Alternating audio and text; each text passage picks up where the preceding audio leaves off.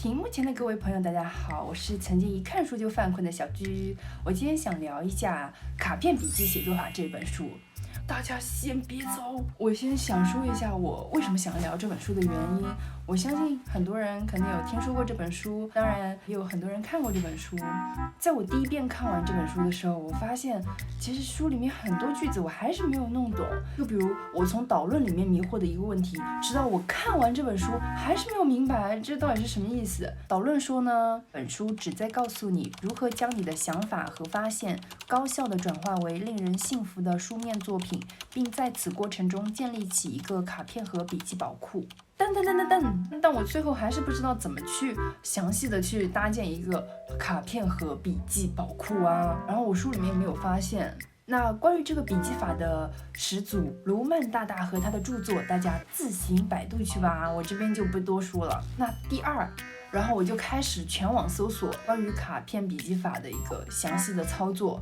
其实在网上还是找到了很多关于这本书的读书分享，但是我自己能力差，没有找到具体的一个执行方式吧。大多数的内容还是在讲理论方面，我觉得没有一个实操性的一个指导。第三，然后我开始读第二遍，我读完第二遍以后，我也开始琢磨我自己以前写论文的一个方式和我目前的工作方式，然后慢慢总结出了我自己的一套工作流程，大家仅供参考。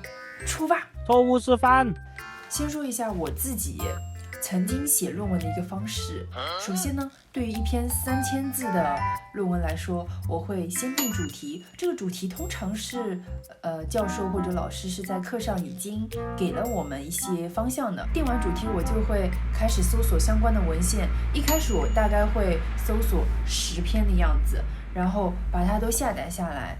因为在读的过程中啊，如果对这篇文章的某个观点，他引用的那个还挺感兴趣的话，就会找到作者引用的原来那篇文献，就把它下载下来，重新再去看一看。下一步就是读每一篇文献，然后把认为有用的观点摘出来，就像这样，每一篇都是如此。那3000字的一篇 essay 的话，大概会引用20到30篇的文献，其实工作量还挺多的。因为我之前就是把所有文献都读完，然后把之前所读文献里面觉得有用的观点，再一次把它再串联起来，然后提取出自己的一些观点，然后再把它一个一个串起来，形成一篇论文。这个工作量大的一个主要原因是我那个时候在每一篇文献里面把那个作者的文献提取出来的时候，我并没有及时的加上我对这个观点的一个解读，以至于我读完了所有文献，然后我去看的时候，我会发现，有一些句子我为什么要摘出来？我真的是无语。然后我又不可能在1天之内把所有的文献都看完，因为真的特别的费脑。这个就是典型的自上而下的写作法。那卡片盒这个方法呢，则是自下而上的一个写作方法。那下面呢，就是我目前总结的对我来说还挺好用的一个卡片笔记写作方法了。来，大家排排坐啊，让我打开 Flomo 为大家来介绍。对了，这里绝对无广。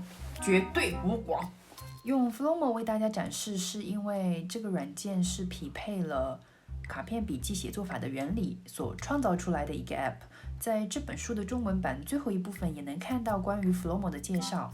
我展示的是 PC 端，它也有手机端的哈。当你第一次使用 Flomo 的时候，你会发现整个界面几乎是空白的。好的，没有关系。那第一点也是最重要的其中一点了，左边的标签其实指的就是某个项目。那这里举个例子，我要写一篇关于暴食症的论文，我就在这个 memo 里面输入论文暴食症，论文是1级标签，也就是1级文件名，暴食症呢，也就是2级标签，2级文件名。因为我未来可能会在论文这个大文件夹里面放入除暴食症外的其他论文嘛，我这里只是举个例子啊。然后井号直接加上文字就是1级，在1级的文字后加上斜杠再加文字就是2级标签。然后我们立马能在左边的全部标签里面找到，只要你的网没有问题，放心。那之后我要是读了关于这篇文献的内容，我就可以选定这个标签，然后在框框里面输入因为选定以后你就不需要手动输入标签了。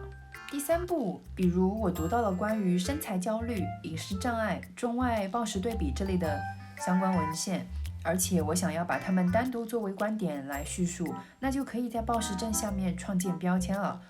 那只要在文献里面读到细分观点的，就分别放在对应的标签下面。另外，同个句子可以添加多个标签。第4步非常重要，当当当当当当当！一旦有读到觉得有用的文献观点，我个人建议不要等到所有文献全读完再 paraphrase， 就在一开始就有想法的时候写出来，别忘了加上出处哦，否则你到时候真的是由你找的啦。